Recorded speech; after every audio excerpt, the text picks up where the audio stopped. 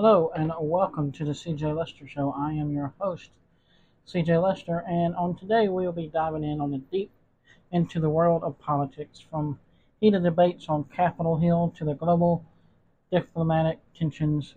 We got the show packed for you today, folks. In this half hour, we'll be covering the latest domestic politics, international relations, and economic issues that are shaping the world. Whether you're a political junkie or just trying to make sense of the headlines, stick around. We got it covered for you. But before we jump in, don't forget to like, subscribe, and hit that notification bell to stay up to date with our latest episodes. Now let's get started with our first topic, the current state of our domestic politics. Alright, let's talk about what's happening here at home. The political landscape is as dynamic as ever, with the Republican Party gearing up for the fierce battle to reclaim the White House in the next election. At the same time, we're seeing increasing scrutiny of the current administration, particularly focused on Vice President Kamala Harris and her political record. So let's first start with the Republican strategies for the White House. So, with the GOP's game plan, the Republican Party is leaving no stone unturned in their quest to retake the presidency. They're focusing on several key strategies, capitalizing on economic concerns, with the inflation and cost of living being hot button issues. Republicans are hammering home messages about financial stability and job growth. Number two, the border security. Immigration remains a central theme, with calls for stricter border control to reform our current policies. Number three, energy independence. There is a strong push for politics that promote domestic energy production and reduce reliance on foreign oil. Number four are cultural issues. We are seeing an increased emphasis on topics like education reform and parental rights in schools. So those are the GOP's record of their fight to get back into the White House. So now let's look at Vice President Kamala Harris's record as the first woman, and now she's saying that she's a black person. She never has before, just like Trump said, and the first person of South Asian descent to hold this office. Her tenure for sure has been historic. However, her time as VP has not been without controversy. Critics have pointed out to several areas of concern. Number one, the border crisis management. She was named the border czar, but never been to the border. Harris was tasked with addressing the root causes of migration from Central America, but progress has been questioned by the opponents, because now she didn't stop it, she's making it more easy for them to come over, because now they have an app. Everybody has an app that you can download, and you can tell them what time you're coming into the border, and they'll have you ready, and they'll have your money ready and secured. Oh yeah, they're giving them money too as soon as they come in. So she's not making it harder, she's making it easier. That's why they're all coming over here now. And number two, her staff turnover. Her office has seen the highest average staff turnover, leading to speculation about internal management issues. Number three, the messaging and public appearances. Some have criticized her communication style and frequency of her public engagements on key issues. And number one, since she's been elected as the primary president for the Democratic Party, she has not held a press conference. Because number one, she probably can't answer the questions, but of course number two, she'll have to have the big white man right beside her to make her feel comfortable. Now, what does that say about you? Huh? You let me know in the comments. Number four, her legislative impact. Questions have been raised about her influence on major policy decisions and her effectiveness breaking down Senate ties. Number 5, previous record as Attorney General. Her term or her time as California's AG has come under renowned scrutiny, particularly her stance on criminal justice issues, because most of the interviews that I've seen, and when they go out and ask for people, who are you voting for? And they ask black men this, 90% just about are saying that they're going to vote for Trump. Actually, I've seen 100%. I hadn't seen, there might be one or two that have said they're not voting for Trump, but because it's what she did to them in California. She locked them up, all of them. So why would they want to vote for her?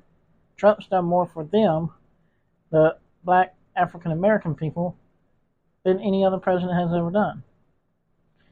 And so I'll be on my Facebook page. I have it under the LESTER report, but I'm changing my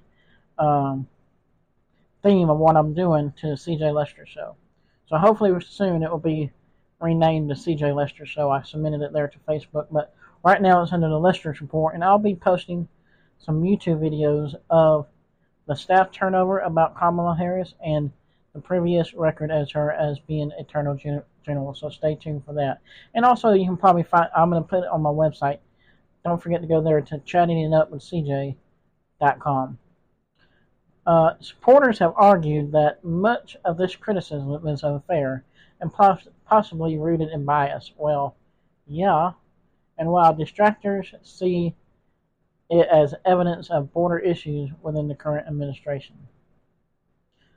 So, it is crucial to note that the political records of performance are often subject to varying interpretations. As always, I encourage our viewers to look into multiple sources, not just from me, but from their own opinions, to form their own opinions about these issues, and you'll see what she is really about. Now, this political landscape sets a stage for what promises to be highly charged and closely watched during the election season.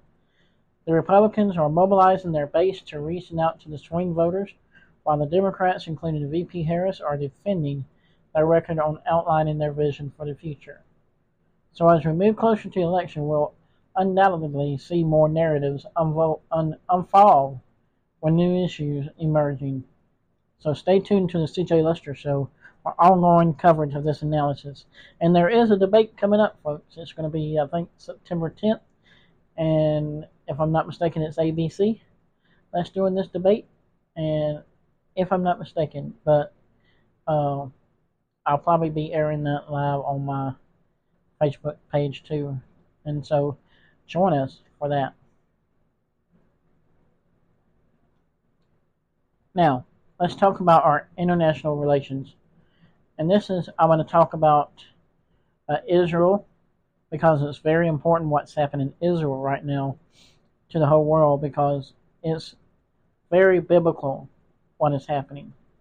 Now, if you don't understand the Bible and its connections to politics, you probably need to start paying attention more to it, because it is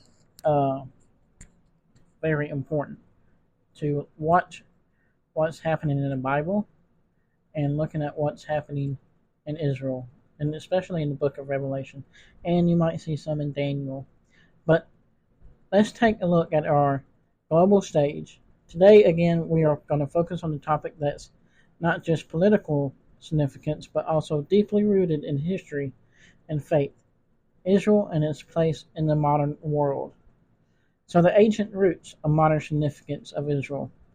So the story of Israel is one that spans thousands of years, from ancient biblical times to today's complex geopolitical landscape. So let's break this down for you, folks. So what are the biblical foundations? In the book of Genesis, God promises Abraham that his descendants will inherit the land of Canaan, which later became Israel. And then Exodus tells the story of the Israelites from journeying to Egypt back to the Promised Land. And King David established Jerusalem as the capital of the ancient kingdom of Israel. So what does modern Israel look like? So the modern state of Israel was established, and this is biblical too, that the Israels will be coming back to their homeland. It was established in 1948, and it was a long-held dream of the Jewish homeland.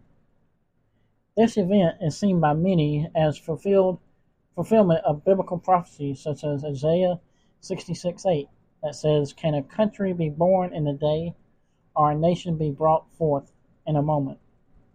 So see, that's a fulfillment of the Bible prophecy of Israel. So let's look at Jerusalem's significance.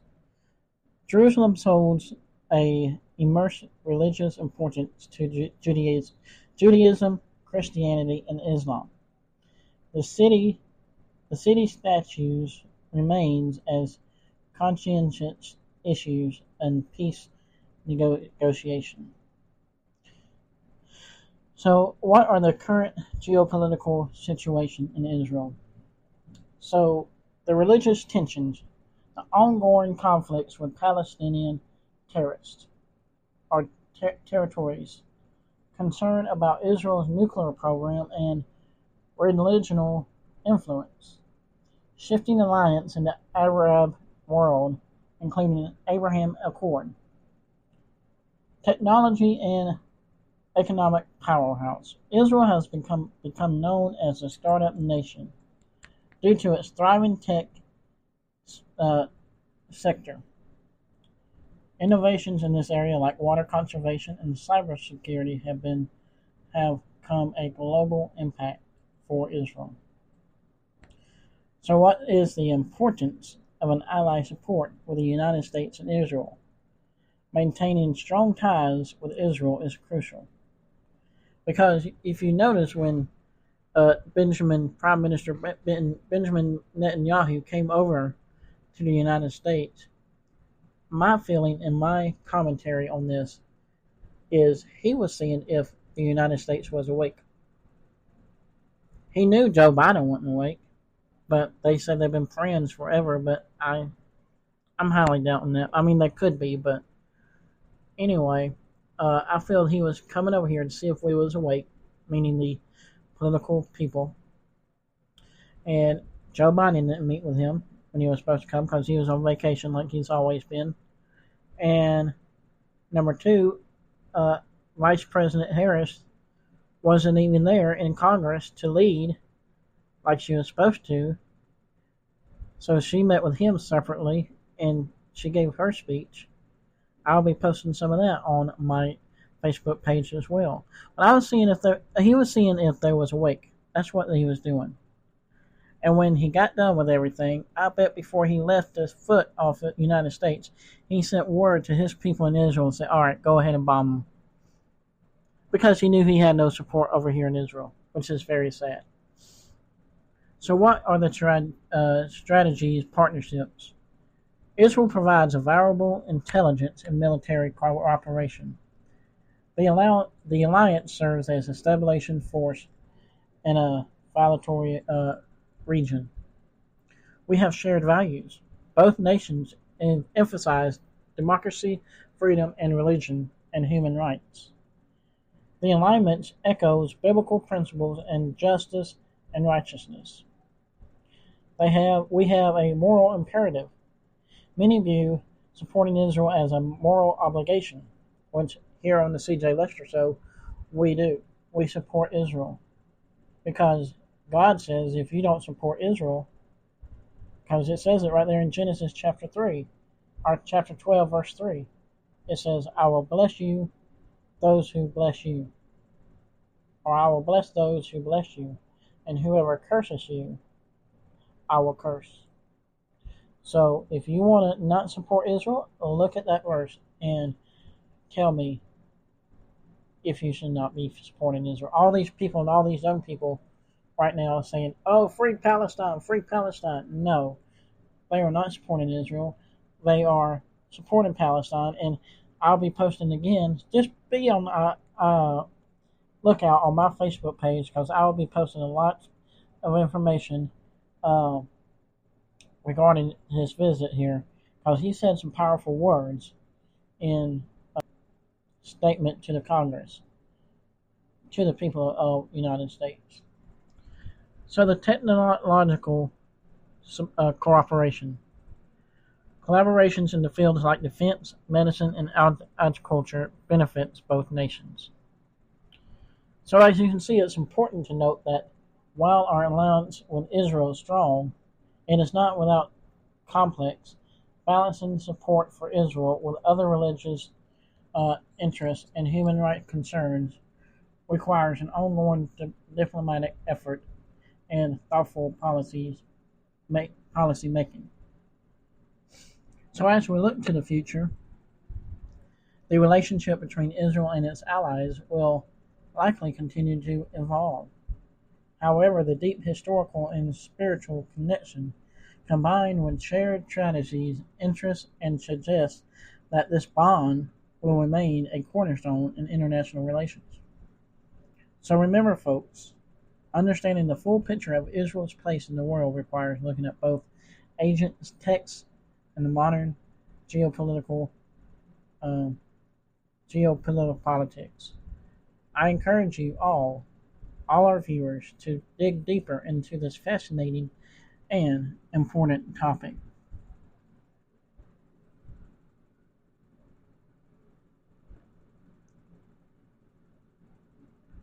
Alright, folks, so let's look at our economic issues. And as an issue that affects everyone in the United States today, we are going to focus on a topic that's been on everybody's mind: inflation. In the United States and the ongoing debate about economic policies. So what's the current situation? Inflation has reached levels not seen in decades. Many Americans are feeling the pinch of their daily lives from groceries and gas prices and living paycheck and paycheck. And they say Bidenomics is working. That's full of crap coming out of their mouth. Don't believe a word they are saying to you when they talk about Bidenomics, because it is not working. That is why it is important to support Trump and his ways of decreasing inflation, because if she gets in office, she wants to tax the corporations 28%. And that was just make inflation worse, because the prices will be just coming down with it to you to make the groceries higher, or whatever you want to buy higher. So what's the cause of inflation? Factors include supply chain disruptions, labor shortages, and increased consumer demand. Now those labor shortages are in part of the immigration issue, because you got the immigration from the migrants coming over and taking American jobs and black jobs. A black job is an American job. Well, don't get your panties in a wad over that statement that Trump made. Come on now, people. But some argue that government spending has contributed to inflation pressures, which it can. But let's look at the current administration economic approach, often referred to, like I said earlier, as Bidenomics, has faced significant criticism. And it's the government spending. Critics argue that the large spending packages have flooded the economy with cash, fueling inflation. Regulatory environment.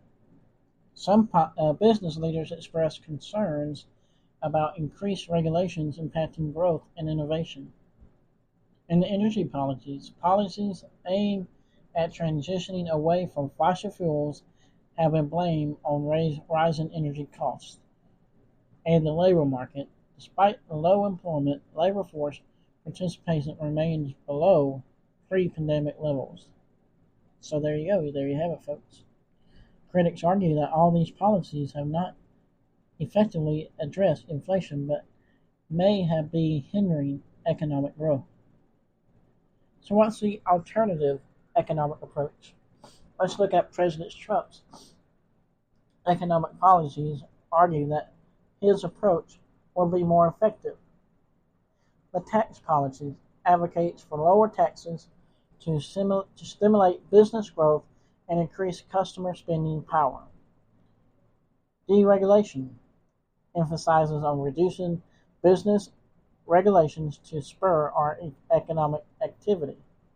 Less regulations means more businesses can do what they want to do without the government coming in and ruining their lives. We also need to be energy independence. Focus on expanding domestic energy production to lower costs and create jobs. Our trade policy promotes renegotiating trade deals which prioritize American industries and workers. Proponents believe that this approach would combat inflation and boost economic growth and improve the financial situation for average Americans. Now, the current administration as relate to Bidenomics has faced heavy criticism with government spending, regulatory environment, energy policy, and the labor market, which we all have just gone over recently. So it's the same thing. But now let's talk about leadership. Vice President Kamala Harris, however you say your name, don't get mad because I can't say her name right, as the second in command of this administration, has faced questions about her role in addressing the economic challenges. Many are asking if she's such a high position of power, why hadn't she been more effective in helping to bring down the inflation? But critics have pointed out that Vice President Harris should be playing a key role in shaping and implementing economic policies.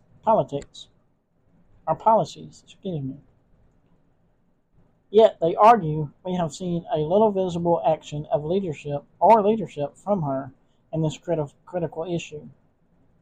She's really done nothing as VP. In my opinion, this is my opinion. This is my show. But this precedes a lack of effectiveness intervention has led to an increased scrutiny of her capabilities and administration over all economic strategies.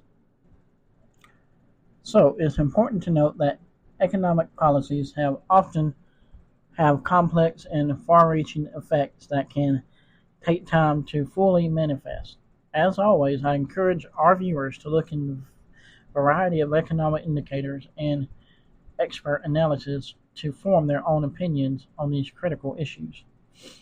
So the debate over the economic path forward will undoubtedly be a central issue in the upcoming election and political discussions. So stay tuned to the CJ Lester Show as we continue to track these developments and the impact of our daily lives. And I want you to know this is my first episode recording a podcast like this, so don't be too critical of me, but I do want some impacts, or not impacts, but I want your advice. So please let me know in the comments, but still, like, comment, and subscribe so I can get these downloads up and I become monetized and help tremendously with what I am trying to do. So, my call to action for today.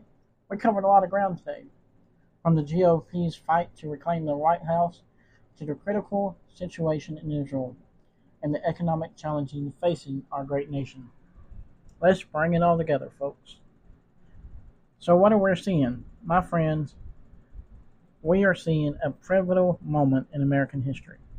Our traditional values, our economic prosperity, and our position on the world stage are all under threat. The current administration, led by President Biden and Vice President Kamala Harris, has consistently fallen short in addressing the real issues that matter to most hard-working Americans. We've seen skyrocketing inflation eating away at your paychecks.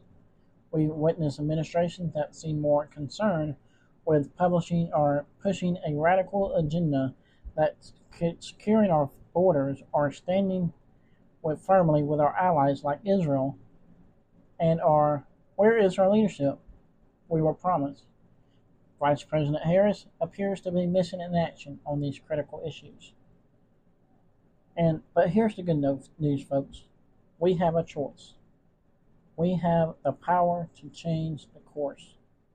The upcoming election is not about picking a new president. It's about reclaiming the American dream.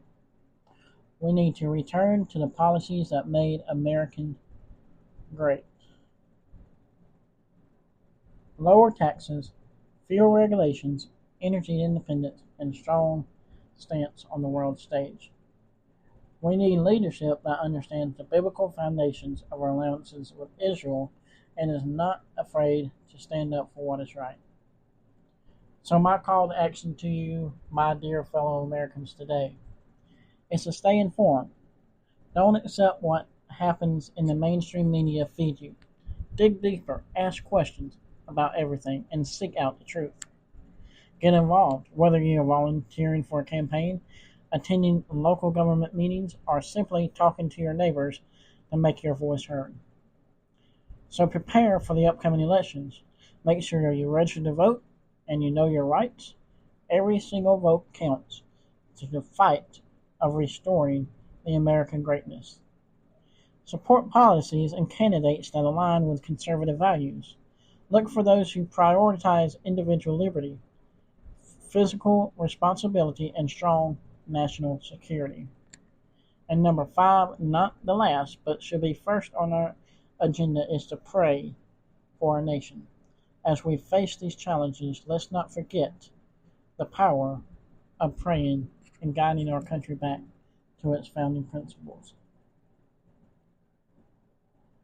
So, remember, the future of our great nation is in our hands. We faced challenges before, and we have always emerged stronger. I believe the reliance of this wisdom and American people, and I believe that together we can steer our country back to the right path. Again, this is CJ Lester signing off. Until next time, stay strong, stay faithful, and keep fighting for the American dream as we know and love. God bless you, and God bless the United States of America. Until next time, and don't forget to like and subscribe to wherever you're listening to this. I look forward to hearing from you, and let me know what you think of this first episode. And thank you, and God bless.